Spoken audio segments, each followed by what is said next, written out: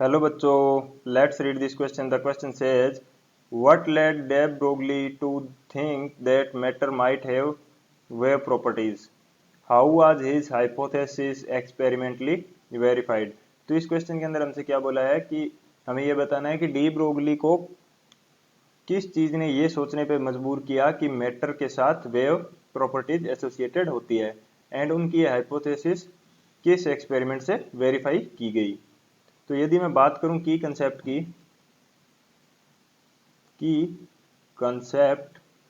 तो हमारे पास की कंसेप्ट क्या हो जाएगा. डी ब्रोगली ने ये सोचा कि जो नेचर है वो सिमेट्रिकल है, एंड जो दो फिजिकल क्वांटिटीज है मोमेंटम एंड जो दो फिजिकल क्वांटिटीज है एनर्जी एंड मैटर, ये क्या है, ये भी सिमेट्रिकल होनी चाहिए, क्योंकि यदि नेचर सिमेट्रिकल है तो इनके अंदर भी सिमेट्रिकल प्रॉपर्टीज होनी चाहिए. तो इस थिंकिंग ने उनको ये सोचने पे मजबूर किया कि जो वेव मैटर के साथ वेव नेचर भी एसोसिएटेड है. तो इसको हम देखते हैं क्लियरली क्या उनके ये स्टेटमेंट हो सकता है. तो यदि इसके लिए मैं स्टेटमेंट लिखूं तो स्टेटमेंट मेरे पास क्या होगा. De Broglie thought that nature is symmetrical. उन्होंने सबसे पहले ये सोचा कि जो नेचर है वो सिमेट्रिकल है. So the two basic physical entities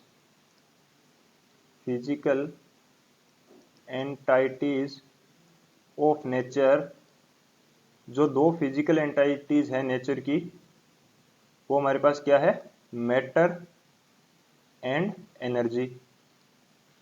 matter and energy है, इनके पास भी सिमेट्रिकल क्वांटिटीज होनी चाहिए.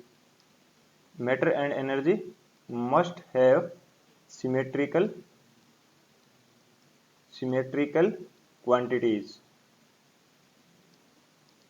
क्वांटिटीज. तो ये उन्होंने सोचा था कि जो मैटर एंड एनर्जी है उसके उन दोनों के पास सिमिलर क्वांटिटीज होनी चाहिए, कि मैटर को यानी कि एनर्जी है एंड मैटर है, उनके अंदर क्वांटिटीज क्या होनी चाहिए, सिमेट्रिकल, यानी कि एक दूसरे के पैरेलल चलने वाली क्वांटिटीज इनके अंदर होनी चाहिए. This led him to think put forward that matter must display wave nature. तो इस थिंकिंग ने उन्हें यह सोचने पे मजबूर किया कि जो मैटर है उसके अंदर वेव नेचर भी डिस्प्ले की जाएगी. एंड इसका जो एक्सपेरिमेंटल वेरिफिकेशन था वो दिया गया था डेविसन जर्मर एक्सपेरिमेंट द्वारा. एक्सपेरिमेंटल इसको सही से लिख लेते हैं थोड़ा. एक्सपेरिमेंटल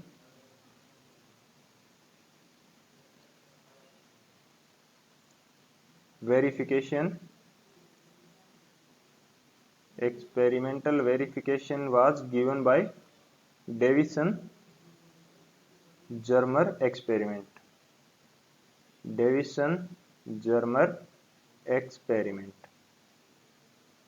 तो इस डेविसन जर्मर एक्सपेरिमेंट के द्वारा इसका जो एक्सपेरिमेंटल वेरिफिकेशन वो दिया गया था. तो नेक्स्ट स्लाइड के अंदर बात करते हैं डेविसन जर्मर एक्सपेरिमेंट की. अब यदि बात की जाए डेविसन जर्मर एक्सपेरिमेंट की, तो डेविसन जर्मर एक्सपेरिमेंट के द्वारा जो था डी ब्रोगली इक्वेशन के लिए एक्सपेरिमेंटल प्रूफ दिया गया था डेविसन जर्मर एक्सपेरिमेंट द्वारा. तो यदि मैं बात करूं इसके सेटअप की, तो इसके अंदर कौन कौन से कंपोनेंट्स होते हैं. एक वैक्यूम चैम्बर होता है जिसके अंदर एक हीटिंग फिलामेंट या हीटेड फिलामेंट लगा होता है, जिससे क्या है, इलेक्ट्रॉन जनरेट किए जाते हैं. इस हीटिंग फिलामेंट के द्वारा इलेक्ट्रॉन जनरेट किए जाते हैं. उसके आगे एक एक्सीलरेटिंग एनोड लगा होता है जिसके द्वारा इन इलेक्ट्रॉन्स को एक्सीलरेट किया जाता है, एंड एक निकल क्रिस्टल के ऊपर इनको टारगेट करते हैं. एंड जो ये टारगेटेड इलेक्ट्रॉन है किसी थीटा एंगल पर ये डिफ्रैक्टेड हो जाते हैं, यानी कि जो इलेक्ट्रॉन बीम होगी वो किसी थीटा एंगल पे डिफ्रैक्ट करेगी, एंड इस जो डिफ्रैक्टेड इलेक्ट्रॉन बीम होगी इसको मूवेबल डिटेक्टर द्वारा इसकी इंटेंसिटी को मेजर कर लिया जाता है। तो ये हमारे पास क्या है, डेविसन जर्मर एक्सपेरिमेंट के लिए सेटअप है। जो हीटिंग फिलामेंट है इसको हाई वोल्टेज के अंदर जब इसको गर्म किया जाएगा तो इसे इलेक्ट्रॉन बीम जनरेट होगी, उसको एक्सीलरेटिंग एनोड द्वारा एक्सीलरेट किया जाएगा एंड निकल क्रिस्टल के ऊपर टारगेट करेंगे। तो निकल क्रिस्टल से टकराने के बाद ये इलेक्ट्रॉन बीम है किसी थीटा एंगल पर डिफ्लेक्ट करेगी एंड मूवेबल डिटेक्टर होता है, इसकी सहायता से इंटेंसिटी को मेजर कर लेंगे। तो यदि मैं वर्डिंग लिखना चाहूं इसके लिए तो वर्डिंग मेरे पास क्या होगी, experiment given by Davisson and Germer. Davisson and Germer जो साइंटिस्ट थे उन्होंने दिया था इसको 1927 में 1927 में दिया गया था। एंड इस पे क्या है कि इंटेंसिटी को मेजर किया गया था अलग अलग वोल्टेज पे। ये जो हाई वोल्टेज सोर्स है यहाँ पे हमारे पास क्या है, कोई हाई वोल्टेज सोर्स है जिससे इस हीटिंग फिलामेंट को क्या किया जाता है, गर्म किया जाता है। तो जब वोल्टेज की वैल्यू हमारे पास क्या थी, वोल्टेज की वैल्यू हमारे पास थी 54 वोल्ट। उस समय हमें जो एंगल डिफ्रैक्शन का एंगल प्राप्त हुआ था थीटा, उसकी वैल्यू थी हमारे पास 50 डिग्री सेंटीग्रेड। 54 वोल्ट पे वोल्टेज जब किसके इक्वल थी, 54 वोल्ट पे, तब हमें थीटा कितना मिला, 50 डिग्री सेंटीग्रेड। एंड जो इंटेंसिटी थी वो क्या थी हमारी, and intensity was maximum. Intensity क्या थी, इंटेंसिटी वाज मैक्सिमम, यानी कि इस एंगल पे 50 डिग्री एंगल एंड 54 वोल्टेज पे जो इंटेंसिटी क्या थी हमें मैक्सिमम प्राप्त हुई। अब ये जो थीटा 50 डिग्री हमें मिला है इसको ब्रेग्स इक्वेशन के अंदर पुट करने के बाद में, ब्रेग्स इक्वेशन हमारे पास क्या थी, ब्रेग्स इक्वेशन इसके अंदर ब्रेग इक्वेशन थी हमारे पास 2d sine theta is equal to n lambda. तो इस इक्वेशन के अंदर पुट करने के बाद में हमें लैम्डा की वैल्यू हमने कैलकुलेट की।